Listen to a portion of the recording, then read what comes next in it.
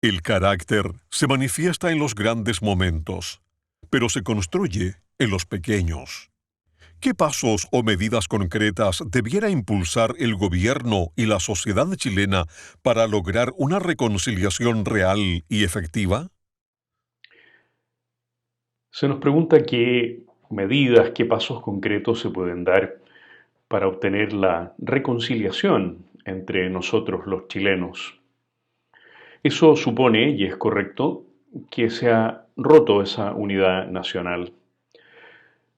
Siguiendo las tesis de quien fuera mi maestro, Gonzalo Vial, es evidente que en la segunda mitad del siglo XIX se rompió ese consenso sobre la manera de entender la persona humana y su modo de comportarse en sociedad. Y fueron fundamentalmente los liberales los responsables de esa ruptura. Pero también es cierto que a comienzos del siglo XX se rompió un segundo consenso, el consenso social. Y ahí podemos señalar a los conservadores como personas que no estuvieron lo suficientemente activas porque tenían el patrimonio para hacerlo, patrimonio doctrinal, para integrar mejor a los distintos sectores sociales. Pero sin duda los grandes responsables de toda ruptura en Chile son los marxistas, porque en la segunda mitad del siglo pasado, del siglo XX, fueron ellos quienes se encargaron de hacer imposible la vida en común, porque postulan la lucha de clases. ¿Cómo recomponer ese triple consenso perdido?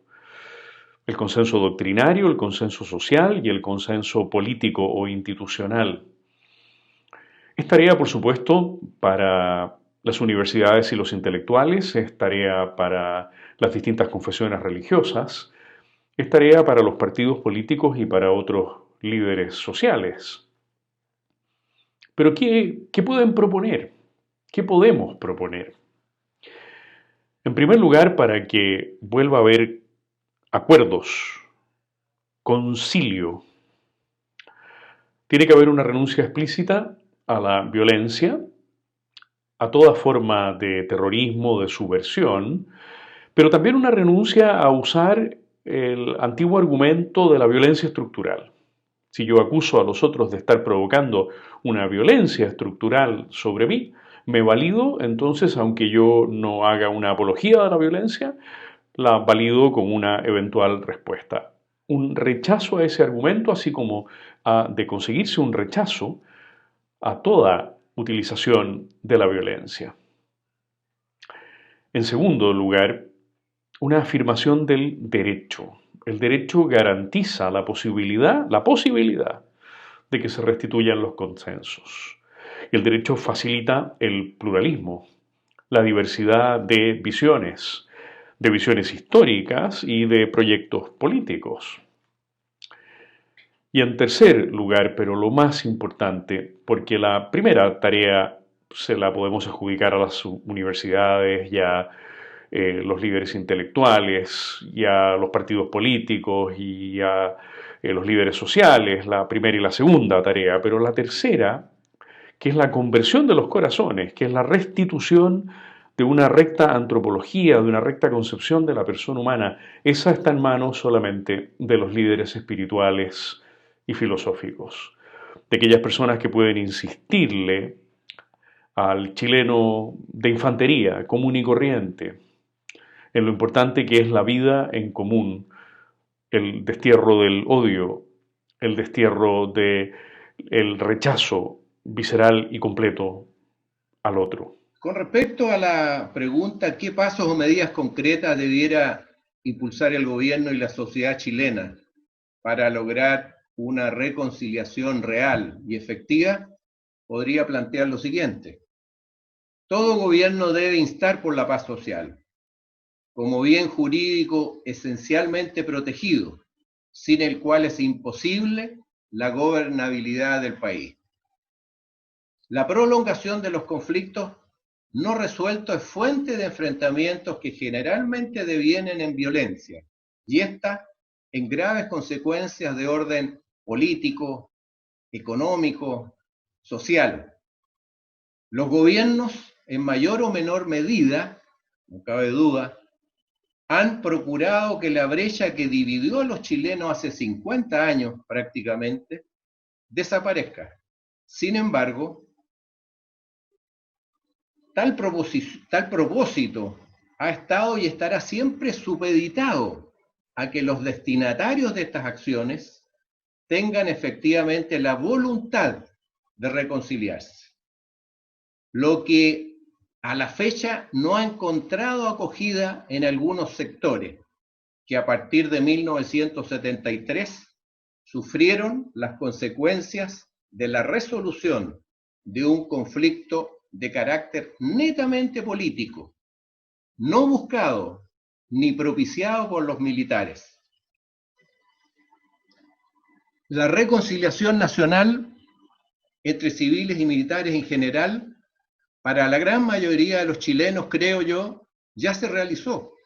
Lo demuestran las encuestas de confianza en las Fuerzas Armadas y de orden. Sin embargo, existen aún dos grupos que no han logrado reconciliarse con la sociedad y dejar atrás las divisiones ideológicas que generaron la crisis institucional de la década de los 70.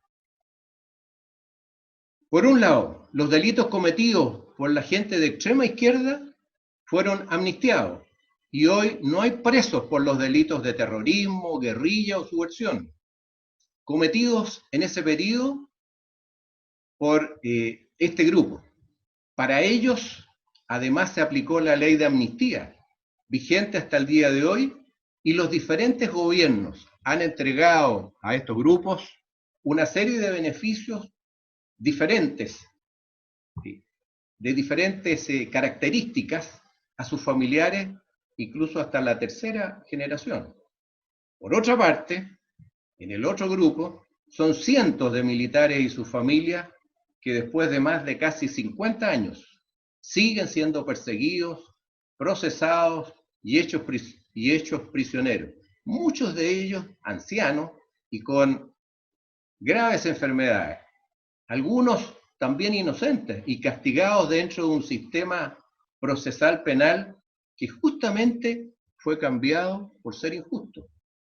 Para ellos no se aplica la ley de amnistía ni tampoco algunos principios judiciales como la prescripción, la cosa juzgada, los beneficios carcelarios y otros. Aspiramos a que toda la realidad de aquellos trágicos días sea por fin contextualizada y que quienes provocaron la tragedia asuman su cuota de responsabilidad. No fueron las Fuerzas Armadas las que llevaron al país al 11 de septiembre de 1973. Eso requiere ser comprendido por la sociedad y cuando ello ocurra, la persecución irracional y despiadada a los militares en retiro, estimo, tenderá a lo menos hacia un giro a la verdad completa. Hoy vemos cómo, a 50 años casi de ocurridos los hechos por los cuales son procesados numerosos militares, ni el perdón ni el olvido se han hecho carne en muchos de quienes se vieron afectados por aquella gravísima crisis de los años 70. Para una necesaria reconciliación se requiere de la voluntad sincera, categórica, no solo del gobierno, sino de la sociedad en su conjunto. En caso contrario, la paz social debe provenir de un acto de la autoridad, de un acto político que mire el superior interés de la nación y en que definitiva concurra la voluntad de los poderes del Estado, ejecutivo y legislativo, que por vía de una ley ponga término, al menos en el plano legal, a una situación cuya prolongación en el tiempo seguirá causando un gran daño al país.